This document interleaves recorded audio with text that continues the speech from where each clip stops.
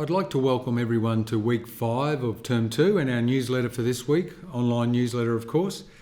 And I'll start with the very good news that we've heard recently that all of our students will be returning next Monday.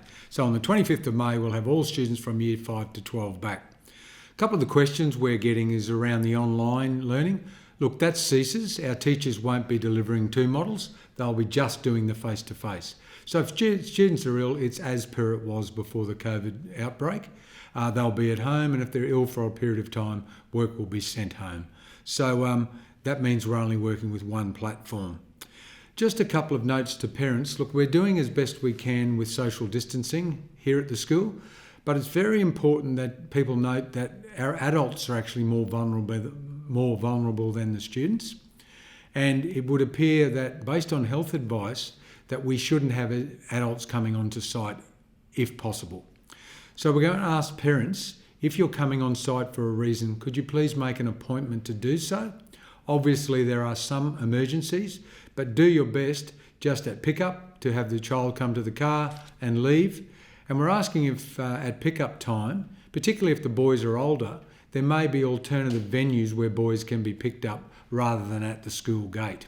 We think it might be fairly hectic in the first few weeks.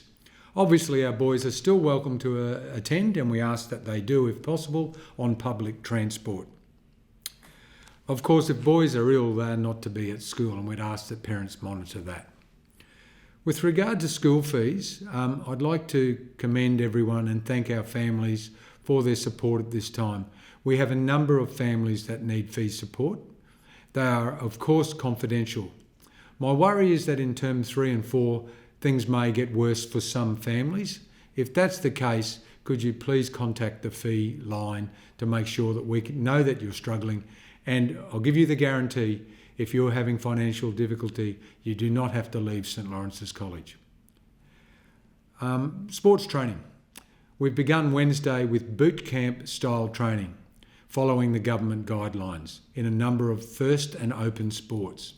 Mr Wallace will send out full communications about the style of sports training that will occur into the future, and we've just decided our new AIC structure for next term, and I'll let you know early that all sports that were in term 2 and in term 3 will be conducted at some point.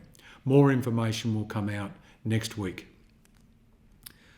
This morning, Friday morning, Callan House had its liturgy, and can I thank Mr Sheen and Mr Caulfield for that as well. Particular thanks to Mr Caulfield, who's making sure that our faith life continues, even though we can't have community gathering in one space. We're also launching a new video on the website this week. It went live Thursday, and it's Unlock His Potential is our theme. And please take a bit of time to have a look at that, and I commend the communications team for their work there. The Lorries magazine went to everyone this week.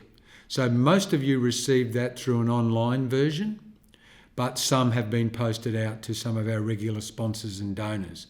If you haven't received that by at least the weekend, could you please email and let us know, because that's available for every family. It's an excellent read.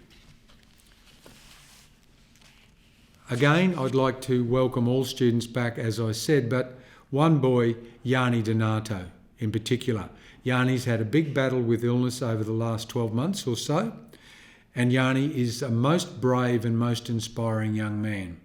I'm delighted to say that Yanni Donato from 8 Callan returns to classes on Monday, and I know Maria and Giuseppe are delighted with that. He's a remarkable young man, and it's great to have him return. I'd also like to thank the local member Terry Butler, who has donated funds through a government program to us for primary shade cloth. So the shade structure went up some weeks ago. Unfortunately, Ms Butler was unable to come here to open that due to the current restrictions, but we thank our local member for her support, and so thank you, Terry. Also, Friday at second break, and I'm recording prior to that, is the final of the eSports program, an initiative of our senior boys.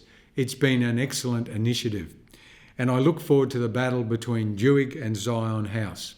I've never seen eSports before, and it's been an eye-opener for me, And even though it's not as active as perhaps field sports, boys are certainly interested in it.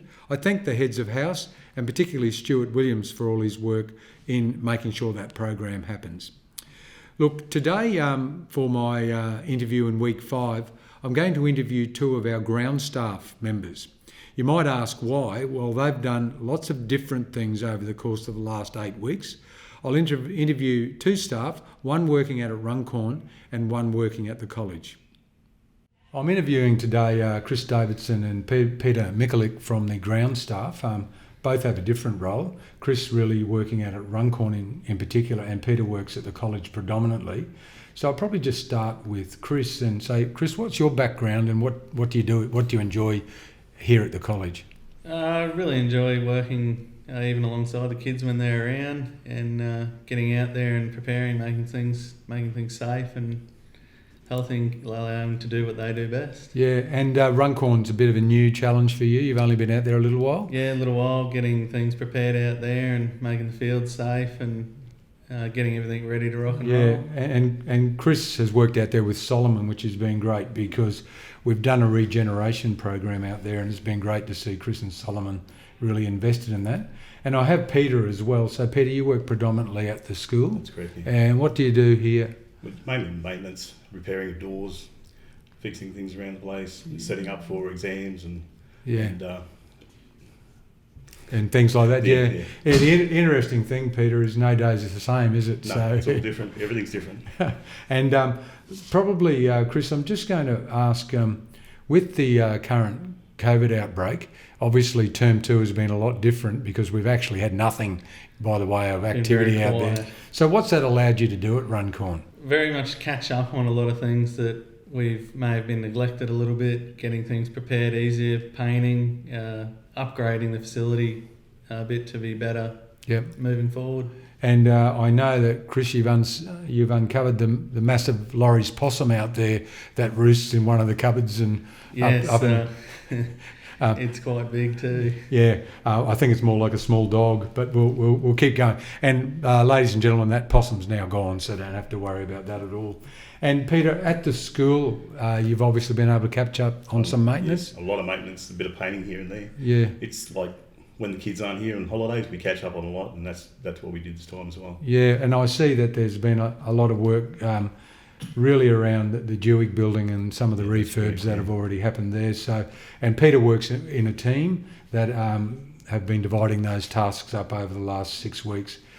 And probably a final question, Chris, when the boys return out to activities at Runcorn, which I'm told will be next term, tell us about some of the things that you need to do to prepare for that.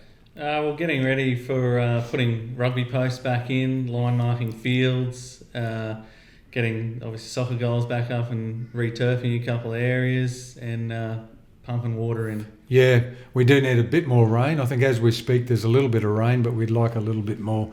As a Catholic school, we'll pray for that. And Peter, finally, next week obviously all the boys are returning. Yes. And you've obviously had to do a lot of work to make sure the place is safe and following guidelines. Yes. What are some of the things you've had to do there? We've had to put sanitisers in every room. The tuck shop has been set up for social distancing, so the lines, they're all 1.5 metres apart, and just mainly getting ready and cleaning up and getting ready for everything to happen. I see you've had to put a few screens in and a few other things in certain places as well.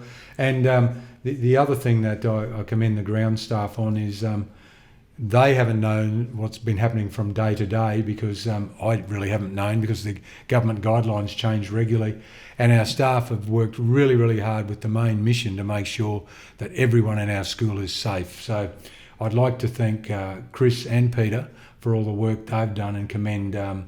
We have the best ground staff in Queensland, so maybe Australia and potentially the world. So there's 2 of them sitting in front of us. So thank you, gentlemen, for your time. Thank you, Chris. Thank you.